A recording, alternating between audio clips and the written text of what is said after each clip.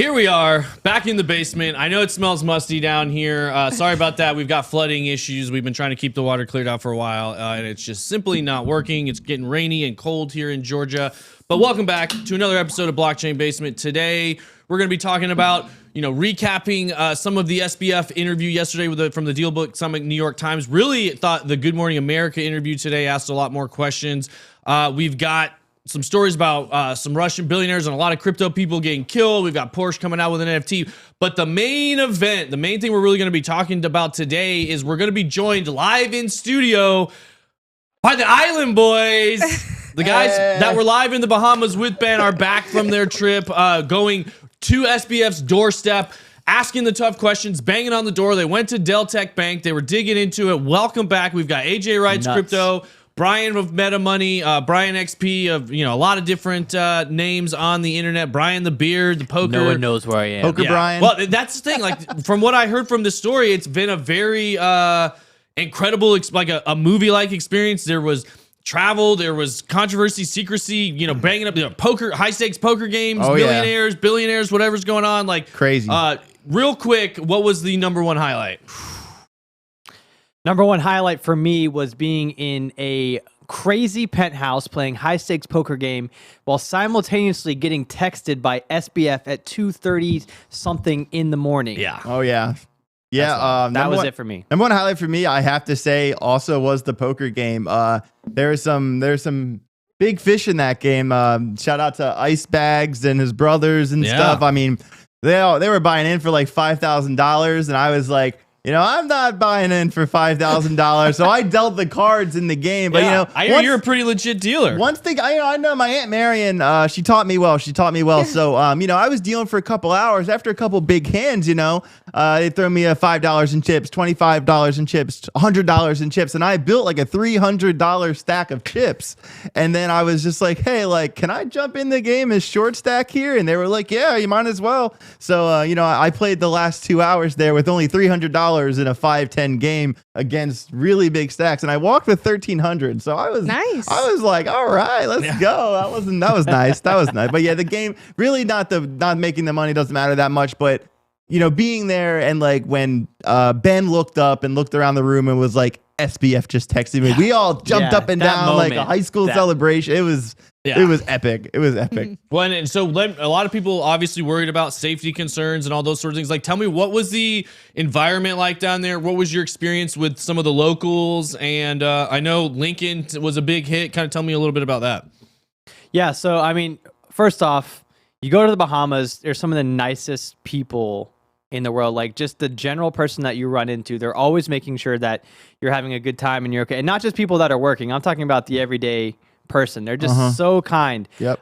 So as far as that's concerned, like, the people are good, mostly good-hearted. And also, even the security guards, for example, like that were like trying to get us out of places, they were very, very so polite. They didn't have a stick up their butt. They weren't trying to display their power. They were literally only doing their job and only doing what they had to do to try to make the situation better. Like, I feel like I've had several interactions with police, security in the United States. And so seeing the difference of having those interactions with a power-hungry cop or a power-hungry Bahamian cop, it doesn't exist there. Like, these people are just trying to diffuse the situation without letting their pride get involved. But as far as safety, like, we got death threats. Like, our security guard was trying to sneak us off the island on a boat. I wasn't getting on that damn boat, dude. No way. It's only 6 hours. I was like, let me see the boat. Yeah, what boat? Yeah, and what's just off the horizon? Once the you get out of Bermuda the water? Triangle. Yeah, well, I'm just saying, like, what else is out on the water? What other boats are out there? Because once you're out on the water, no pun intended, you're on an island. You can get surrounded pretty quickly. I was out. And not a lot going on. Not the boat. We looked at each other and we were like, we're not going on that damn boat, dude. AJ was like, let me see the boat. And Ryan our security guy that was with us pulls up the thing. Was the size of my car. Hodl Gang says, let's go basement crew, when basement Discord. I am working on that. We are going to be getting it together. It's going to be part of the BitLab. Like, we're putting a lot of the Discords together for BitBoy Crypto, really the Bit Squad Discord. BitLab Academy will be part of it. And there will be a free channel for basement where we can start streaming in there, pulling you guys in from in there and all that sort of stuff. Yeah. So we are working on that. Probably January, if I'm being honest. Got a lot of stuff in the works right now. So also, just to follow up with he said really fast before we move forward, the Lincoln, what was his last name? Lincoln Bain. What was his last name? You can. Lincoln Bain. Lincoln Bain. It was wild. Like, we did that interview with him after the Attorney General spoke at the Bahamas about FTX. He addressed the situation and talked about the fallout of FTX for 20 minutes and didn't mention SBF's name one single time. And that whole thing, I was like, I can't believe that just happened. And it was funny because when you ask the card dealers, the taxi drivers, just the local people in the Bahamas, they all love Lincoln. They all know exactly who we're talking about. They know, like, he's probably going to be the next president of the Bahamas. Like, he has the streets on his side. That's awesome. I didn't realize it at the time, like, who exactly I was dealing with until I talked to the locals about it afterwards. Right. Yeah. But that was a really big deal that I we saw did the that. interview. He seemed really cool, really smart. Yeah. No, he did. And Super Train says, I finally made it to the basement first time. Chat, welcome. That Lincoln dude was freaking awesome. He was. No, Ben is not back in the Bahamas. He is in Miami right now. I think what we posted last night was another interview from that first one with Lincoln. Is that right, Brian? We just ran it as a premiere. Yeah. So, yeah, these guys were the ones there. You saw AJ jumping in the background of every video he could, sitting on the car. So Brian obviously doing a lot of the camera work for you guys there, trying to bring us in live. Obviously, if you guys watched the morning show, they were right outside Deltec Bank, which is supposed to be holding a lot of the assets for Tether, digging into some of that stuff. You guys went back after the fact, right? Back to Deltec after the morning? Yeah, or was that the same day? When did he take that picture with the vault? So that was we went back the next day. Correct. Next day, yeah. So, and then we went back the next day and we we're standing out front. The security kicked us out, but we were able to stand like right off the property, like kind of in the street there. And Ben started the Twitter space and everything. And there was like, 4,000 some people in there. And we were saying, like, why don't they want to talk? Like, it was a really bad optics for them. The fact that here we are, like, you can say your side of the story and like straighten all this out. And they didn't want to talk. And then actually a lady did come down.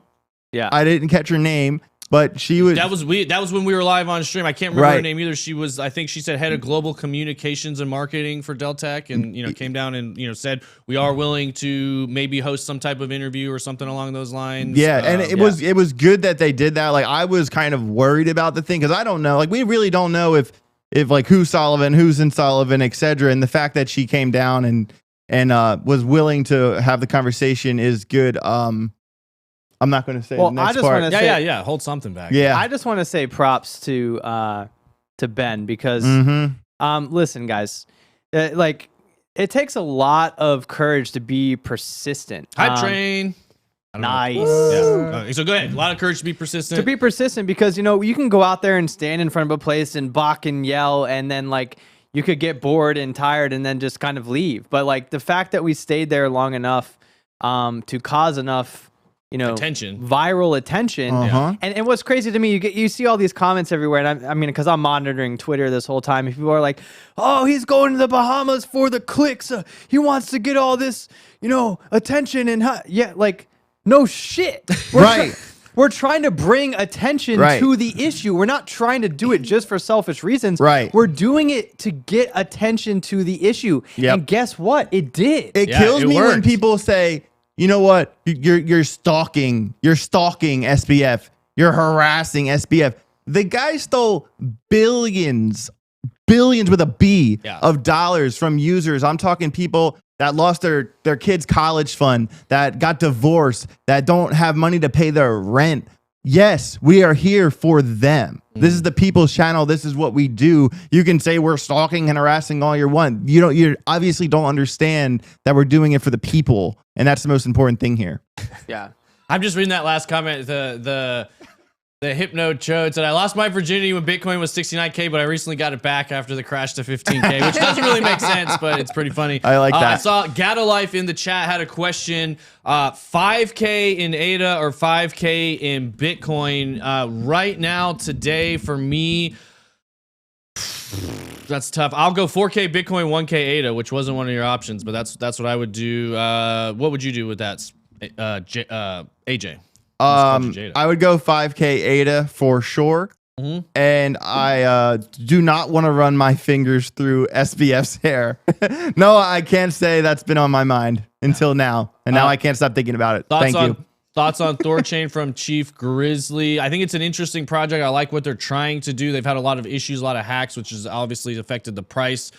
So good for the space, good for pushing things forward, but be careful when it comes to investing and all that sort of stuff. So we did update the title too for whoever said that didn't make sense, and there you go, Brian. We actually got it saved, right? True. Yeah. Good. Yeah.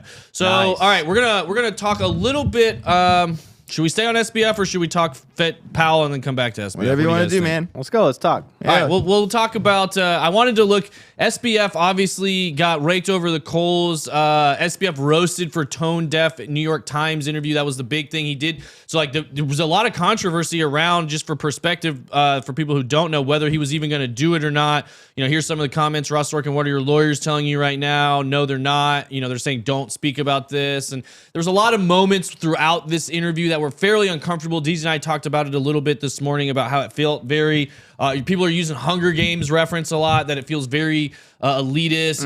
You hear people, he's making a joke about somebody losing their life savings and the whole crowd laughs. It ends with an applause for him. And it was pretty uncomfortable. I do say they did ask a couple hard questions, but not the directly hard questions.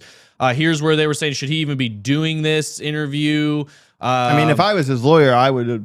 No, absolutely not. Well, and that's the thing. Like, that's what's so baffling is that any attorney would be telling you do not speak at all, because only thing you can do is incriminate yourself more, which is exactly what seems like is happening. But let's talk about the timeline here. He hasn't been speaking, and now all of a sudden he's speaking. Yeah. So someone is telling him to speak. True. This is not just him like all of a sudden like, oh, I feel like speaking now. No, this is like a a planned thing. So yeah, maybe his lawyers don't want him to talk, but I feel like that's kind of the narrative. They want to make him look like he's being irrational and still making poor decisions. And do you see him like twitching the whole time? Yeah. You that think, nootropic stack you don't think starting that's to planned? backfire. Well, no, it does seem if you come to we'll come back to this article in a second. You think Drew, the but twitching is planned? Yeah. You think it's all? So you think he's completely acting it out? Oh Probably. my God. That wouldn't surprise me at all. Why not? I Yeah. mean, you like take advantage. Like they're pinning you as the guy that was on drugs that made poor decisions and the company failed, and so now we can be, give you a little slap on the wrist. No, it they were mislabeled. Yeah, They it were does. mislabeled. It does seem to be a lot of trying to create empathy and sympathy for the guy, making it seem like it was just a mistake, a young kid, he got overinvested. And somebody references your question. Tell us about the drug use. I never had my first sip of alcohol until I was 21, and that's the kind of typical way he's responding to a lot of these questions. I've got the full interview from the Good Morning America clip that happened this morning. But yeah, I don't know. This also really fast. One thing I did see was Kramer was talking about SBF, and he said that he's delusional and that he's a con artist. And for the first time in my life, I agree with Jim Kramer. Yeah, I think he is. I think he is a con artist, 100%. 100%. I think he's a pathological liar, and every word that comes out of his mouth right now is to try to build a case against himself or build a case for himself not going to prison. And it's very typical of a typical narcissist, sociopath, whatever, to think they can talk their way out of anything. Yeah. And that to me shows some incentive for doing a lot of these interviews. He thinks I can just go and talk and explain my way out of it. It's worked for me so well in the past. And what's shocking to me is that nobody, the text messages from the very first time he ever reached out and gave an interview by accident with Vox Media, and there's all these messages when they're like, "Hey, what about when you talk about ethics a lot and you're very convincing, you seem like you really care about this stuff. Do you not believe it? Is that all just BS?" And he was like, "Yeah, it's pretty much all BS. It's what us woke Westerners say to play this stupid game." And then now we're watching him play the game that he admits is a complete game and a complete farce in front of us. Yep. And it's just, to me, it's very uncomfortable to watch, and it seems it's starting to feel like it's working. Yeah, the Vox text leak has to be remembered. Yeah, and that was they even mentioned it in the Deal Book Summit, and he had an opportunity there where I feel like he could have read some of those statements and said, like, what do you like? These are your words. What is your response to that? They just kind of glossed over it as like, oh, they kind of made it, oh, that was another mistake. You shouldn't have done an interview that you didn't realize was an interview. You shouldn't have gone on record without explicitly saying it was off the record. So yeah, man. Like you said on the morning stream, like it's kind of his only angle he has now. You were saying. Yeah, basically the only option he has is to plead incompetence. And sorry, I've been on, pills my whole life or whatever. Right. Yeah. I made a big mistake. And that's the way they're trying to play. I feel like Razmataz says, I feel like my soul wants to vomit when I see mainstream media playing this tune. It's been interesting to me. DZ said it really opened his eyes. He didn't really buy into a lot of these. You hear people talk about the global elites as, the one who shall not be named, call them all the time. Or just the elites in general. Who is that? Who's wealthy people of the world? Is certain organizations, but no, it's the people that go to the New York Deal Book Summit. It's the people that are, putting the pressure on Twitter and pulling advertisements. Like there is a clear, coordinated effort to bolster certain people's reputation and attack other people's reputation. And it seems to be, lots of BitBoy FUD on YouTube. That's true. There's a lot of attacks on us coming out right now. Upper echelon game video. Hold on, just really quick. You know what's weird? I'll show you right now. When that video came out, this random spaced out number texted me the link to it. Oh, really? I have no idea who it is. It's not even like crazy. a 3-digit, 4-digit like American number. It's like a 2-digit, 1-digit, 2-digit, 2-digit. Look at the number. Don't tell me you clicked the link. Nuts. Yeah, don't click the link. But. No, I know. It's an international number. Yeah. Yeah, but I have no idea who it is, and they sent it to me right when the video came out. I haven't even. To me, you know what, Ben? That's so I was talking to weird. Ben on the phone in Miami when this video came out, and he said to me, I've heard everything from this one YouTube channel. He said, when they make a video about you, you're close to the truth. Yeah. The first first two numbers are 3-3. What's the first three crypto numbers? sub Just put method. the full number. I'm not going to dox anyone. It's, Yeah, that's Well, true. I don't know. It doesn't. well, maybe it could be someone. I don't know. Yeah. So if you guys want to see something really That's France, by the way. France. France, huh? European. If you want to see something really uncomfortable, we've got this full interview of the Good Morning Show. I don't know how much of this we're allowed to show, but there's definitely a couple parts. They mentioned 137 here and 355. Oh, should I? B-Mix? Okay. All right. We will listen to this and kind of respond to, I'm going to try to get it queued up to a couple spots here. Yeah. Illuminati is real, yeah. Oh yeah. Whatever you want to call them.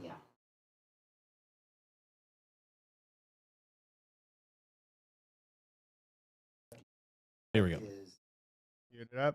Yeah, are you not getting it? All right, hold on. Little connection action. Huh. This is struggle. So I have I a had- feeling this is going to be super awkward either way. it is. It's extremely painful.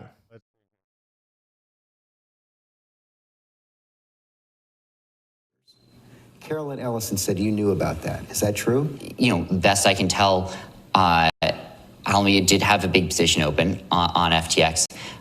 That position, I think, was, very over collateralized a year ago. There was a total market collapse, and specifically a large correlated collapse in its assets. So I feel like this is what he does a lot, where he was asked a pretty simple question, pretty simple yes or no question, and then he goes on this long rant about something, and it's very political that has nothing to do with the actual question. And to some extent over the last year, that threatened that position quite a bit. And I think that's, as best I understand, a lot of what happened there. I am no cryptocurrency This is what I appreciate, Yes, though. I He love actually this comes line. back with like, wait a minute. expert. I'm no finance expert, Yep. but I don't think you answered my question. I always ask you, Yep. did you know that FTX deposits were used to pay off Alameda creditors? That's reciting law in his head. Yeah.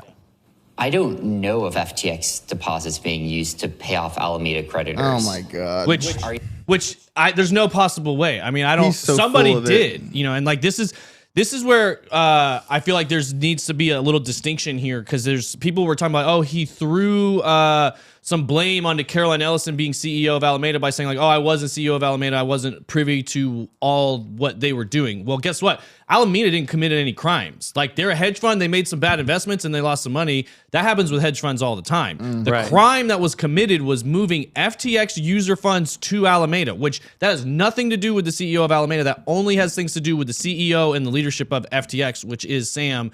And that's the part I feel like it gets, and this is the part he is pressing him on. Like, did you know that this was happening? It's a yes or no question, and you should know the answer to it. And the fact that he can't give a straight answer is, He's trying to make the excuse that they had collateralized loans. yeah. Right. Which and then he's gonna be like, oh, I didn't realize we gave them that much for that little that they gave us 100 Bitcoin, but we gave them 2,000 Bitcoin on leverage. You know what I mean? Like Do you know what it kind of cracks me up about this whole thing? And it's kind of forgotten. And I mentioned this to you a while ago, is that CZ pulled the plug because of the bit license.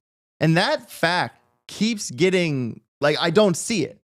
I don't see that point made anywhere. And that it annoys me just a little bit.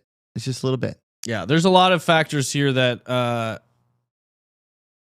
it's a lot of obfuscation. I feel like there's a lot of misdirection. There's a lot of questions and answers, and really the bottom line is, look, you had your and that's what I feel like this guy does well. Like, if he pulls it up here in a minute, he starts reading the terms of service, and he says, "This is what you said you would do, and you didn't do it, correct?" And it's the most awkward and uncomfortable thing. Right. So. Which creditors are you referring to? Carolyn Ellison said that you all knew that these funds were put into Alameda. They were the funds owned by your depositors. So I can't speak for who knew what. A lot of the customers on FTX did have, borrows either, in dollars or Bitcoin or euros. But as you know, the FTX terms of service tell the people who signed up, none of the this is it right digital here. assets in your account are the property of or shall be or may be loaned to FTX trading. But you're saying that happened. My understanding is a few things happen. The first is there is a margin trading facility So here he goes again. on FTX by which users can lend out funds, by which other users borrow funds. And so there are explicit cases where there is, margin extended, where there is borrow lending. If Alameda is borrowing the money that belongs to FTX depositors, that's a bright red line, isn't it? There are a lot of cases where that's actually explicitly part of the programs and that are But happening. not and here. people are Here it only- says that the digital assets may not be loaned to FTX trading. They can't be loaned out.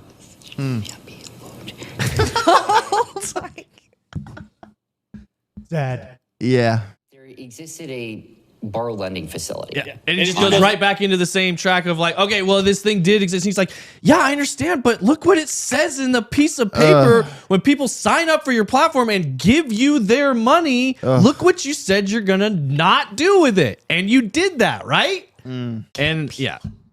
The repeating it back to himself is That's very so weird. uncomfortable and Very awkward. awkward. But it's like, He's trained. He's making sure he's not going to say any words that will legally damn him. right. Yeah. And so he's repeating everything, formulating an answer to make sure that that cannot be used against him later because he's been coached. He's had a couple of weeks now. He has been silent, right? Yeah.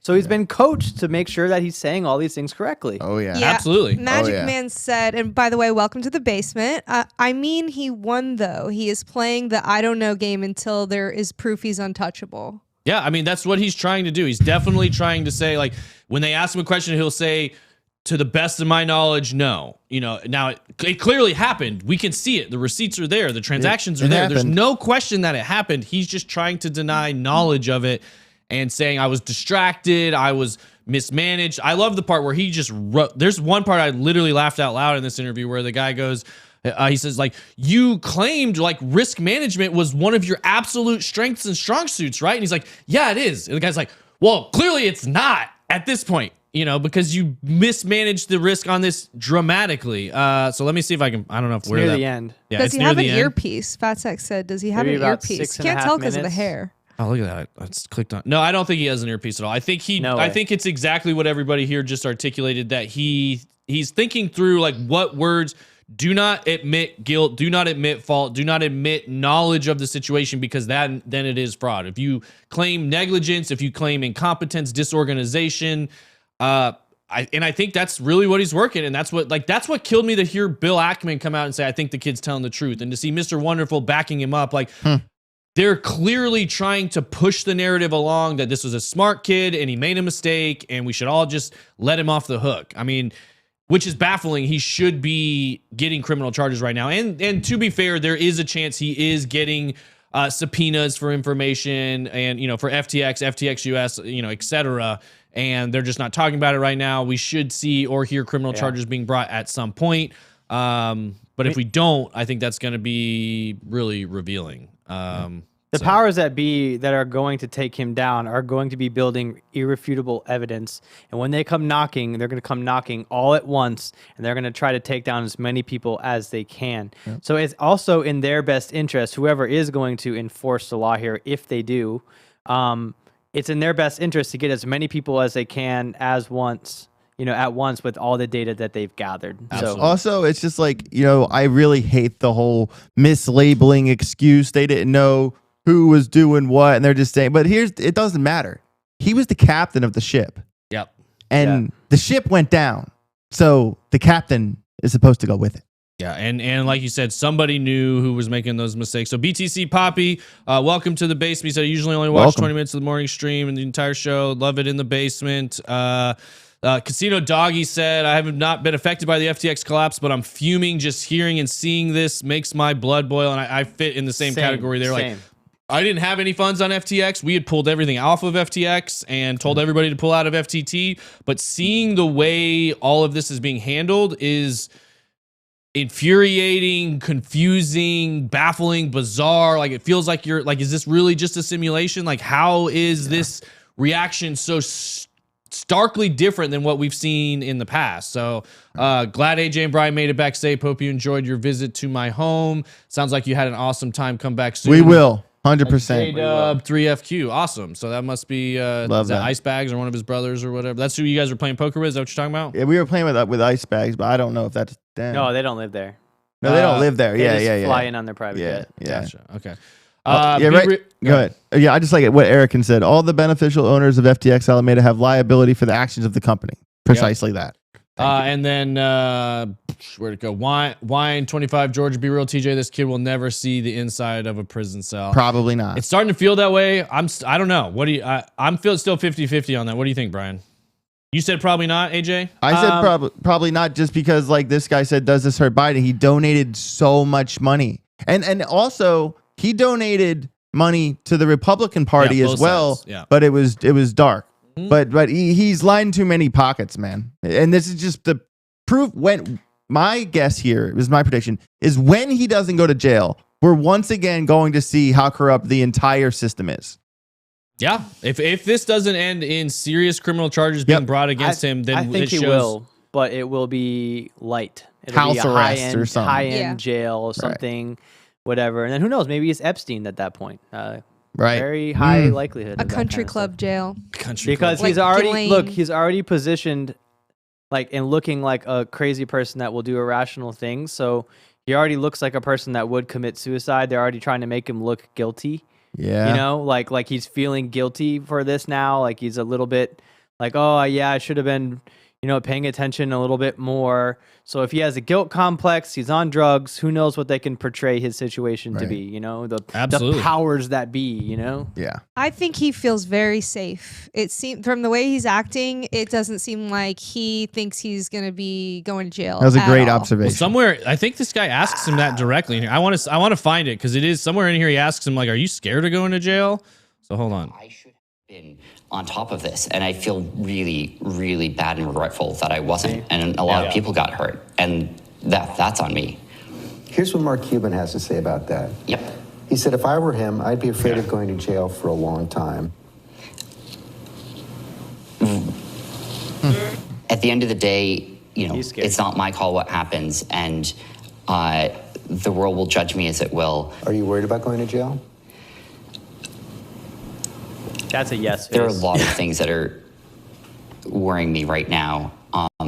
And, as best as possible, I'm trying to focus on what I can do going forward to be helpful and, let whatever, regulatory and legal processes are happening play out as they will. I do want to move on, but just finally on Yep. this. This is really a yes or no Yes question. or no question. Yes or no.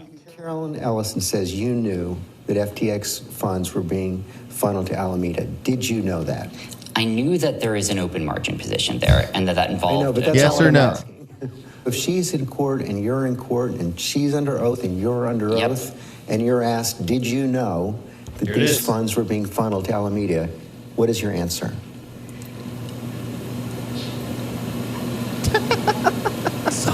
I did not know that there is any improper use of customer funds. Yeah. Legal answer. Good answer. Or Good loan? answer. What was that for? That was generally for reinvesting in the company. I was not. He took out $1 billion loan to himself to put back. Okay. Consumption. Okay. To my knowledge, I have basically nothing left. To my knowledge, again, he's to my knowledge. And Right. So he's very well perfect. versed in how to say this. So he took out $1 billion loan, and to his knowledge, it's all gone. Perfect. It was all what? It was all what? Reinvested in FTX, and it's just disappeared. Yeah. Basically everything I had was. And so the next part is getting a That's little. a really good point. That they're trying, like in this whole interview, I think that's one of the main things that they're trying to portray, and in some other stuff that he's done is that he's trying to make it look like he was like how they gave the bonuses to employees to Yeah. invest in the company to keep their money in there. They're trying to make it look like he reinvested everything in there so that he was hurt along with it. Like Yep. he believes so much. So he wasn't telling people to do something that he wouldn't do. Right. That's going to come out later, I think. And I think that's a really big thing to take away from this. Yeah. It's facts. Interesting. Facts. Just literal distraction. I think I had $100,000 left in my bank He's account. almost broke. Poor guy. And I think I have, AJ, you got one credit 100,000 card in your working bank? I'd with love to have 100,000. Earlier this summer, you thought you had, what, 32 billion? probably 20, but a whole lot more than I do now. I can't imagine what it feels like to go from $20 billion to $100,000. Yeah, I mean, See, it's, Aw. yeah. Aw. track of those. And frankly, I did a pretty incomplete job at that. I spent a lot less time looking at assets and looking at balances and This positions. is where he basically says it wasn't part of their growth and revenue model to worry about the assets. We were just trying to raise money. Right. Distraction can fall in a lot of ways. He's still allowed to stay at the Albany, though. They're not kicking him out of there. What's that? He's still going to stay at the Albany. They're not kicking him out. So they haven't kicked him out yet, but from what we've heard, he's no I don't longer think at he's the there. Albany. I don't think he's there. Yeah, supposedly he's back. I think he was there the day we were. I Well, don't his think so. parents With the have curtain places all moving? over the island, I right? think someone So was there. I don't He think should was have there. plenty of places to stay. according to what we're finding, flight logs and things, he might have been out of there recently. Didn't look like the Albany where he did the New York Times Dealbook interview. But where he is, I'm not exactly sure.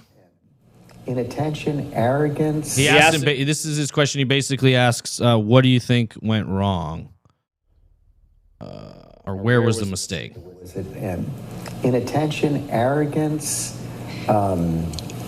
Actually, Ardremedus, it didn't, and I think it entered this morning. It's That's a why called- developing story. It said, Good Morning America, 8:13 a.m. December 1st. Some people just can't be pleased, this and aired, they don't aired need to this be morning, here. but you can go. Like you don't yeah, have to be here. You don't got to be here. Is it unethical? Some part of it was just literal distraction. I really should have spent some time each day taking a step back and saying, what are the most important things here, right? And like, how do I have oversight of those and make sure that I'm not losing track of those? And frankly, I did a pretty incomplete job at that. I spent a lot less time looking at assets and looking at balances and positions because that's not where revenue came from. And so I wasn't seeing it as a core business driver. Obviously, it was a core risk, and that was a huge mistake of mine to not think more about that. That you said one of your great talents in a podcast was managing risk. That's right. And Well, it's obviously wrong. I think that there is something. That's that my you- favorite part of Yeah. this whole That's interview. obviously wrong. He's like, you think you like? I thought this was good. Well, that's right. No, it's obviously wrong. You lost all of the money. You didn't do any risk management. You were unaware of over collateralized positions and like mistake after mistake after mistake. He was and just you're getting still away trying with to it. claim, and you're still trying to claim you're very, very good at risk management. So, Nope. I liked this interview a lot more than the New York Times interview. I mean, obviously there was a lot of jokes around this when it was coming up. People putting other speakers along up there, because there was Elizabeth Warren, there was Mark Zuckerberg, and a handful of people for the New York Times Dealbook Summit. People made jokes when they didn't take SBF off, a clear criminal that has committed clear crimes to everybody in this industry. It seems, very cut and dry. So, does this roll right into ATB crypto all day? It would. I wish it. Like, we're working on that. We're working Supertrain on it. 2455. We were trying to get Hit Network. What we're doing for Hit Network is a 24/7 crypto streaming channel. We're trying to get start to finish, get it all rolling. So It does roll into ATB though. If you watch the restream on the YouTube channel, it does roll into it. Gotcha. there you go. All Bang, right. Well, bang. anything else on the SBF, the Bahamas, any of that trip? Anything you guys want to recap or not before we move on to talking a little bit about the Fed? Props to Ben, man. What a G. Just not fearless. Completely fearless that whole time. Like, Well, and just working hard with no sleep. Like, yeah, he- we were on. Oh yeah, you guys. No I talked to you sleep. guys in the morning, and I could tell like every one of you had literally zero sleep. Uh-huh. Yeah, It I mean, it was was, like cat naps in between going on to the next big interview, the next big thing. Yep. It was always looking for information. It was always seeking the next thing. I mean, Yep. it went from one thing to the next to the next to the next. And I think it's I think the Twitter Spaces, putting pressure on people is going to be a really fun thing that I think we see Ben lean into. Oh, going yeah. in the future. Oh yeah.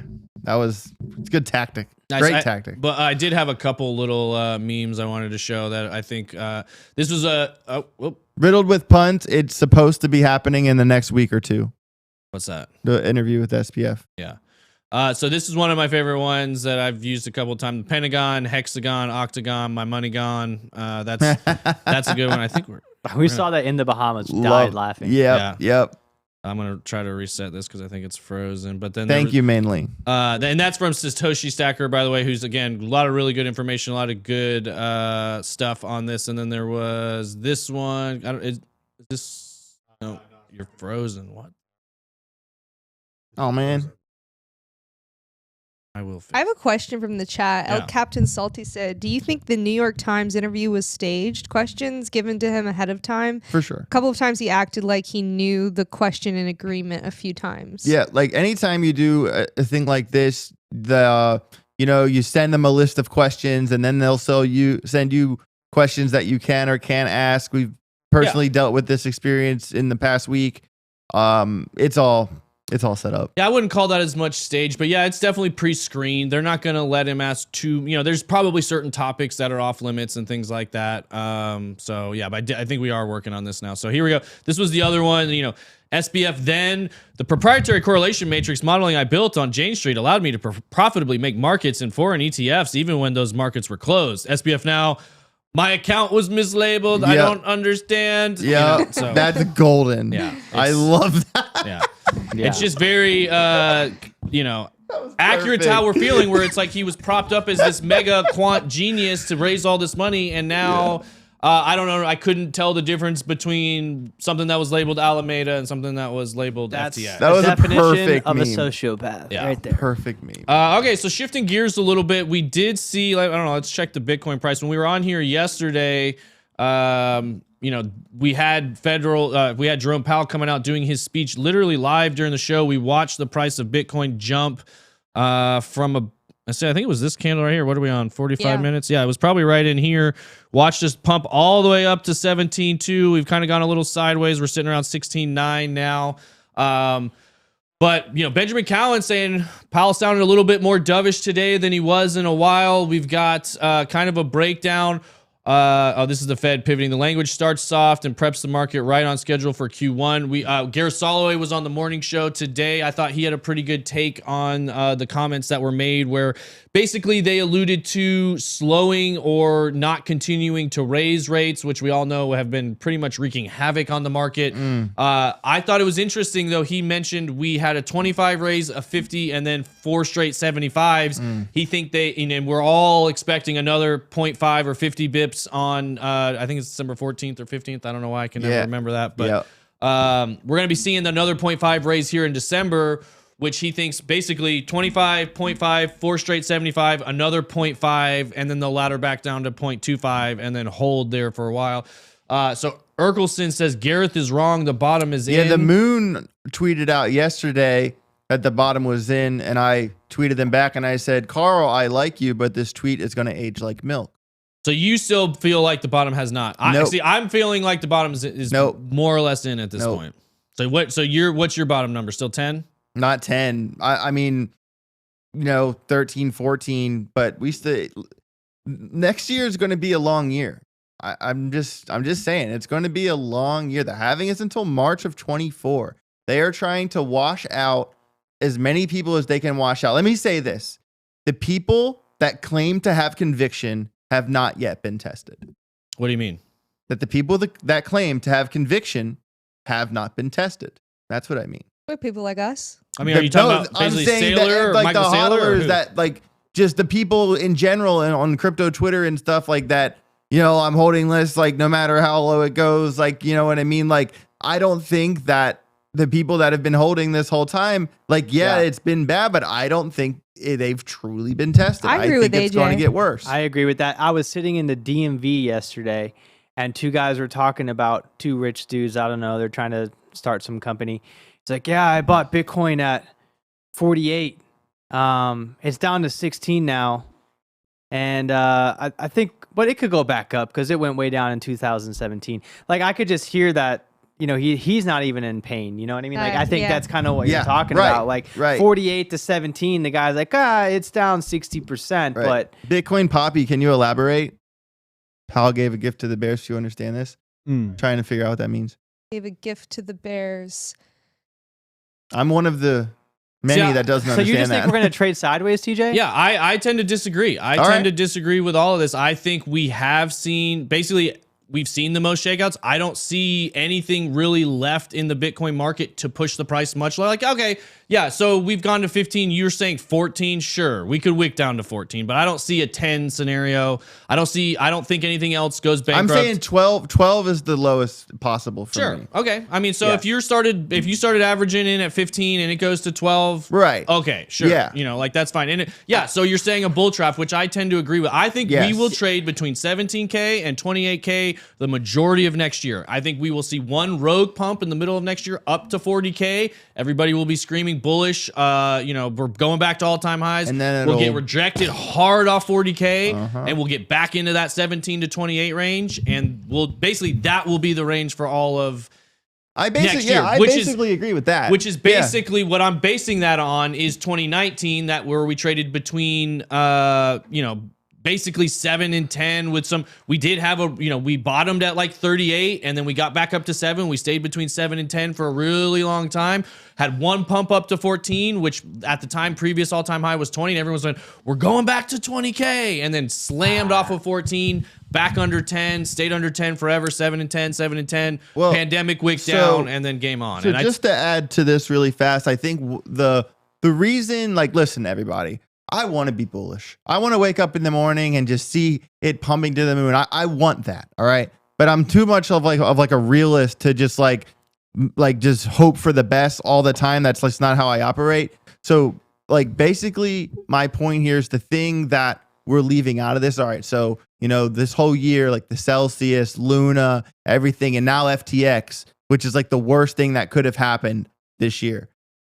This is like the worst look for crypto in the eyes of the regulators who want to regulate it. Not good for us. And I think that when that gets applied, especially in America, I don't see it. I don't see us sitting here in a year or however long it takes them for the regulation to come out. I don't think we're going to be sitting here being happy about it.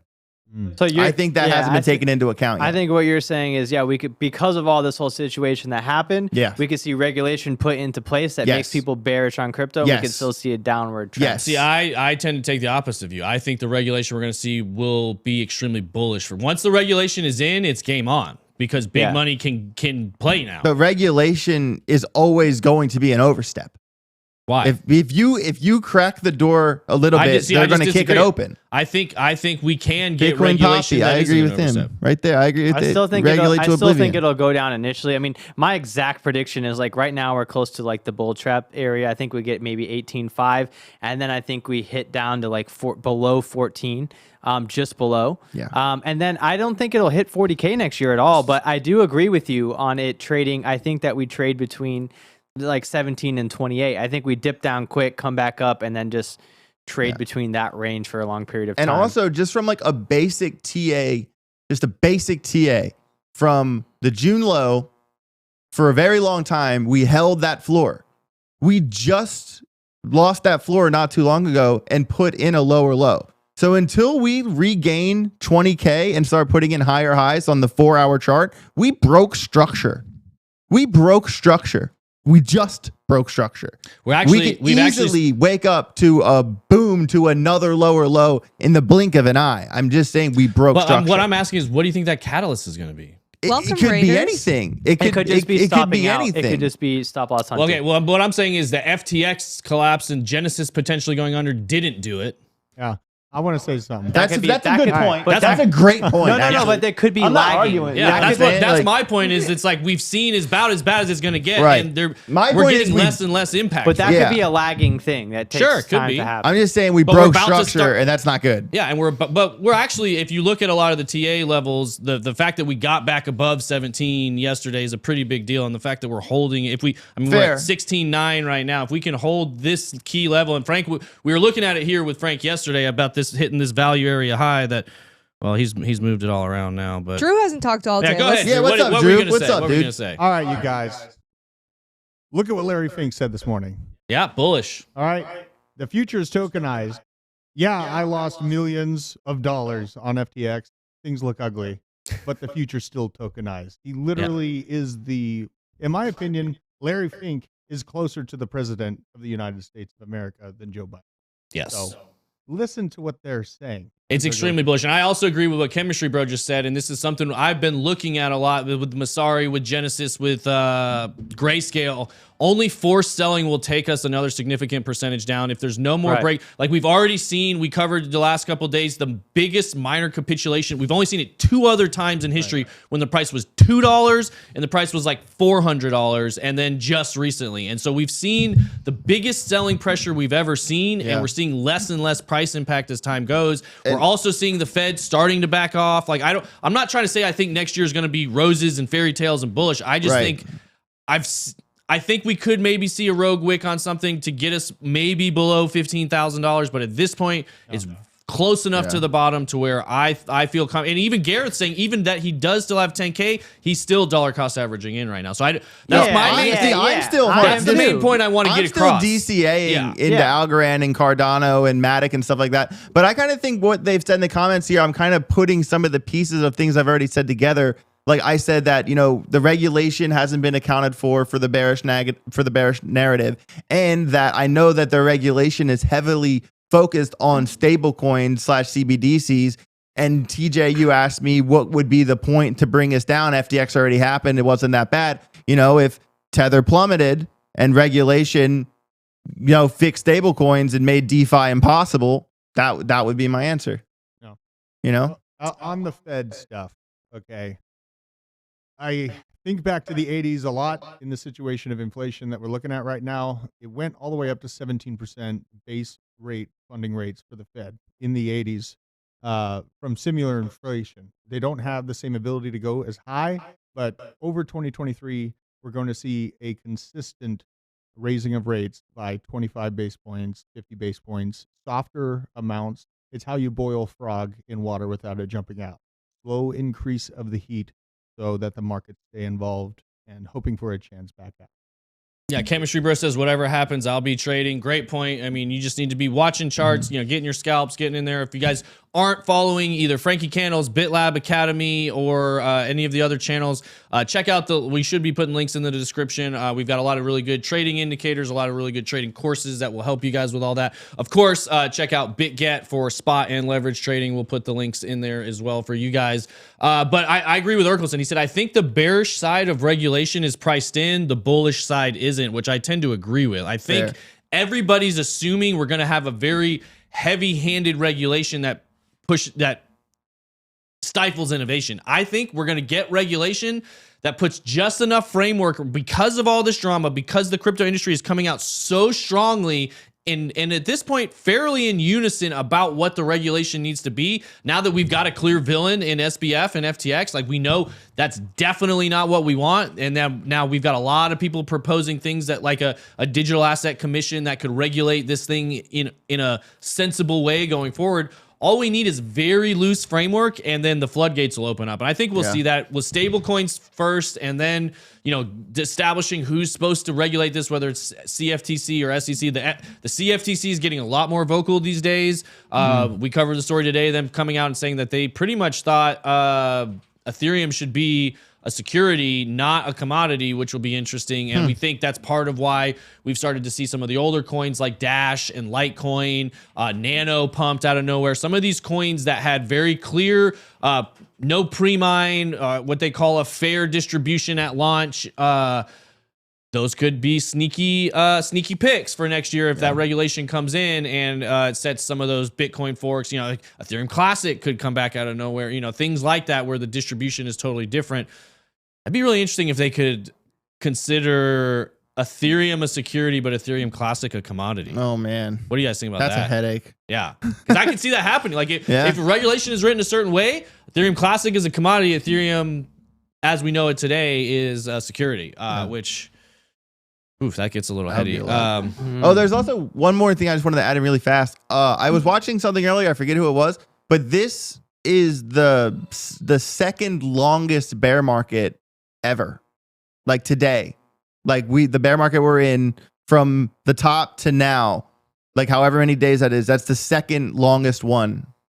Well, and that's another thing that that's another good indicator of why I feel like we should be at the bottom. And this is something we learned a lot with the top, trying to time the top of the cycle is focus a lot more on the timeline and a lot less on the actual number. And Right. that's where when we were looking Yeah. for 100K, fair. like the time from the halving, we should be at the top. We were at 69. We thought, hey, we're going to get that one more pump and then we're going to sell that 100K. And then it goes all the way back down. Everybody gets wrecked. It can be very similar in the bear market where statistically we are right in the time window of where the bottom should be. Don't outsmart yourself. Stick, like if your plan was to work the 4-year cycles, even if we have a little bit more to go, start working your way in now, because if you're buying at 15, if you're buying at 16, 17, and it goes to 14, you just buy a little bit more. That, you know, like not financial advice. Do your own research. Blah blah blah blah blah. Don't be a retard. Not your keys, you're not your supposed to say that coins. anymore. DJ. Oh God, I'm canceled. I really Edit this. Somebody trim that on YouTube or something. did you Don't guys be an idiot. Don't be an idiot. Yeah, Why definitely can- don't be an idiot. Yeah. And one day at a time. One day at a time. Did you see the Pentagon just failed its 5th audit? Hey, actually, don't tell me I wasn't ready for this. All right. Okay.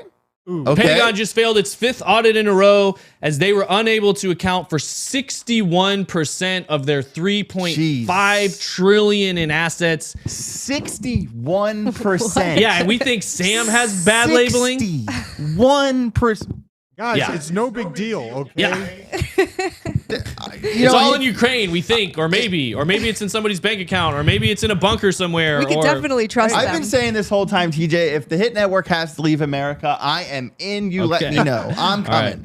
I'm coming. You know, You guys remember when Donald Rumsfeld admitted that the Pentagon was missing $1 trillion? Right before, Yeah, right before 9/11. Yeah, Yep. funny how that works. He said, "Oh, $1 trillion is missing," and then a plane hit the tower. bam. Yep. Interesting. The Interesting. next day. A plane hit the Pentagon too. Yeah, in the office where that was. Oh, there it went. It's no big deal. Oops, lost a trilly. Yeah, so I guess man. hey, maybe Sam has a future at the Pentagon. Yeah. Maybe. That sounds very likely, actually.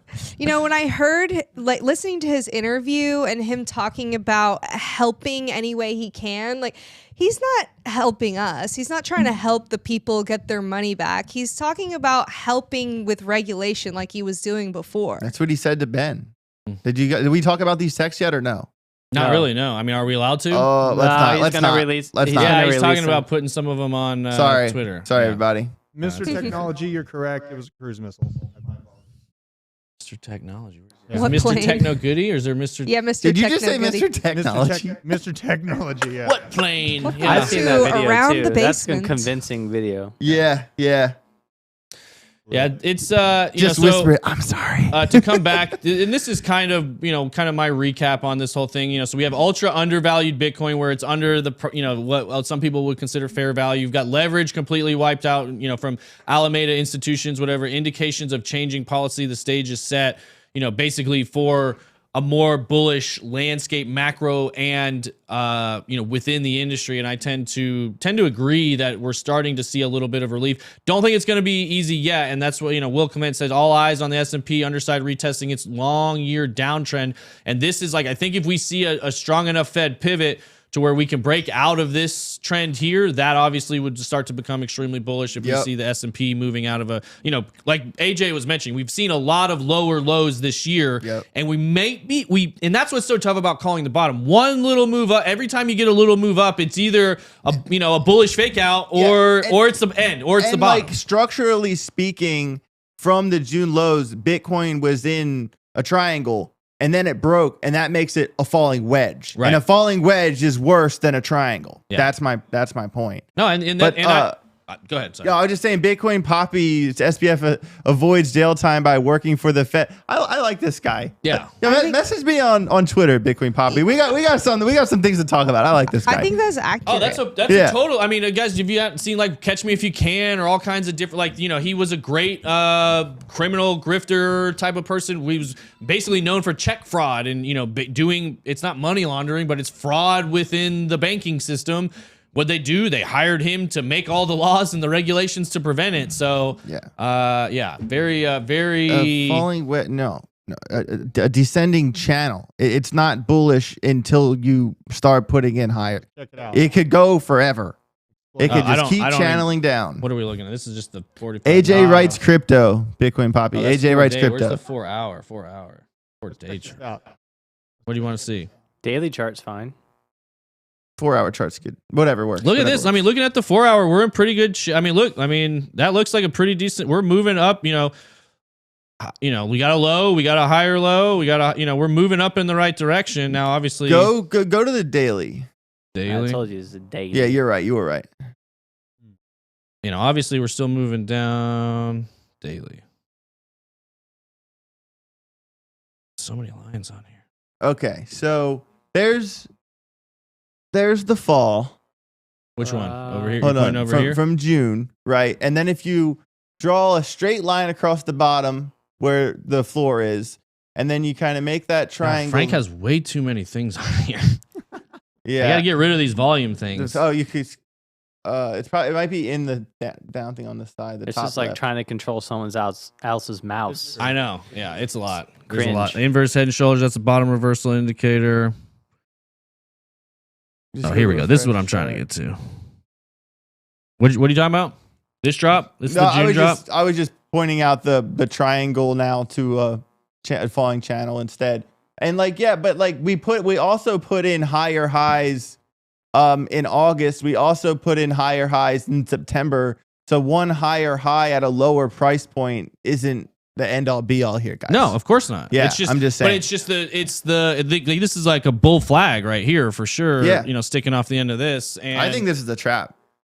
It could be. It could be. I mean, everything is a trap until it isn't. Right. And to me, I've seen enough confluence with time, with shakeout, with minor capitulation, with Newpol, with all the top and bottom indicators that it's close enough to the bottom for me to be looking into getting some substantial positions, in my opinion. Definitely a good time to start scaling. Yeah, 100%. I'm not disagreeing with you there for a second. Yeah, and then even here, you're looking at I love especially the long term holds. Yes. The Newpol is very Only, simple. Yeah, Newpol is and then I'm definitely talking long term for sure. Yes. This never works when I try to pull it up on here. You can't see where we are right now off here on the right on my side, but yeah, you can. You can see basically. No, you can't.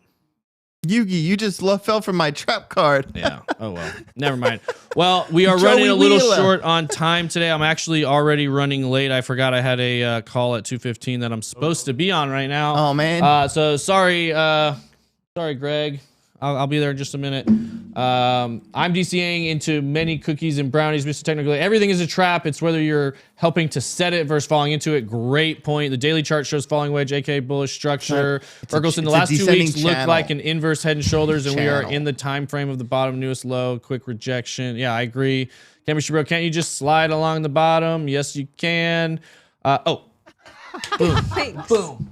Ooh. Friends are made. We're friends. All right. We'll argue, but we're still friends. Well, and that's what makes the basement great. Yep. Somebody said that earlier in here. I don't remember who it was, but they said, I love this show. Friends arguing about crypto, but all making valid points. And that's what it's supposed to be, right? It's all good. That's all we do here is just hang out and talk crypto with you guys and anybody else who's hanging out in here. So Yeah, I had a really great time today. This has been one that of the was fun. really fun ones. You guys show. have a great day. Get outside. do all the things, like, subscribe, share, We're going to go play high-five your poker. friends. We're going to play poker this weekend in North Carolina, World Series of Poker circuit event. Wish us luck. We will be back. I don't know, Monday or Tuesday? Sunday. May the cards Okay, we'll be back Monday. may the cards ever be in your favor. Believe in the heart of the cards. Are we doing a raid? Is Hit Network Gaming on? Yep, looks like it.